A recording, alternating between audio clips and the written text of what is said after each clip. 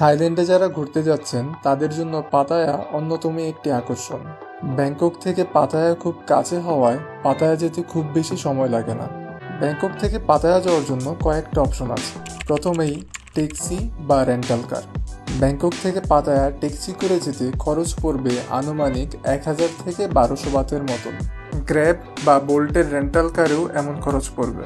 Bangkok hotel থেকে Pattaya hotel পর্যন্ত ট্রান্সফারে এটা সবচেয়ে আরামদায়ক আর দ্রুত হবে। মিনি বাস, এটা শেয়ার্ড ট্রান্সপোর্ট। মিনি বাসও হোটেল টু হোটেল ট্রান্সফার দেবে।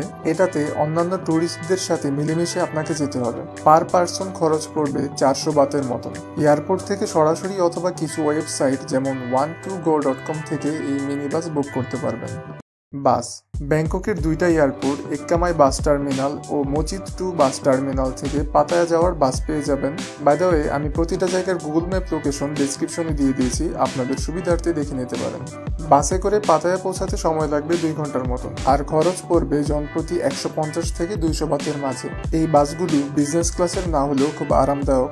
আমরা যেদিন বাসে করে গিয়েছিলাম সেদিন এক ঘুমেই পুরো জার্নি করেছি, একবারও কোনো ঝাঁকি টের পাইনি। তো আমার মতে ব্যাংকক থেকে পাতায়া যাওয়ার সবচেয়ে কনভিনিয়েন্ট ওয়ে হচ্ছে বাস, যদি আপনারা একজন বা দুজন থাকেন।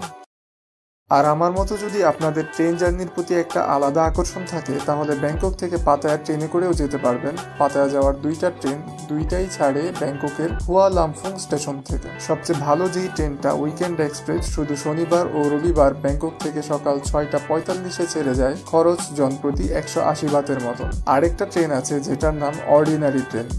এটা প্রতিদিন 6:55 ছাড়ে, খরচ পড়ে জনপ্রতি মাত্র 31 বাত। ট্রেন জার্নি নিয়ে বিস্তারিত আমি আরেকটা ভিডিওতে বলেছি, সেটা আপনারা দেখে নিতে পারেন। ভিডিওর লিংক ডেসক্রিপশনে দেওয়া থাকবে।